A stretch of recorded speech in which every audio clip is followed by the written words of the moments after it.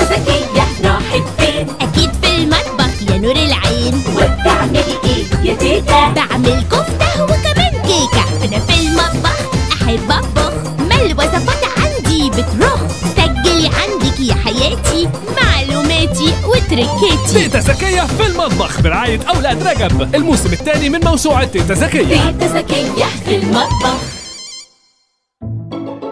لكل اللي سألوا على صحتي، أنا الحمد لله بومب وحديد وركبي حديد، عشان باكل أهم مصدر للحديد، وأكل الحديد يخليك إنسان جديد. والحديد يعني زي مثلا اللي في الكبدة والسبانخ والحاجات دي. والمعلوماتكم، الكبدة عشان تستفيد من الحديد اللي فيها لازم تحط عليها ليمون، يعني فيتامين سي. والليمون ده هو اللي بيخلي الحديد يمتص في جسمنا. وبالنسبة للتركة بتاعت الكبدة، أحب أقول للناس اللي مش بتحب ريحة الزفارة، عندي ليكوا نصيحة جبارة. الكبدة وهي نية انقعيها في لبن وسيبيها فترة لا بأس بها، هتلاقي اللبن لونه تحول وبقى بينك وسحب كل ريحة الزفارة اللي في الكبدة. بعد كده صفيها وتبليها براحتك، بس من غير ما تشطفيها بالمية. اعرفي أكل الكبدة شطارة، بس الأول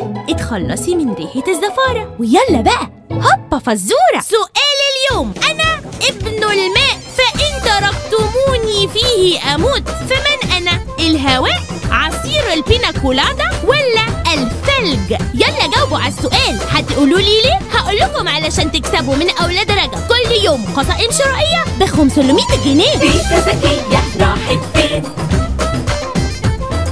وبتعملي ايه يا تيتا؟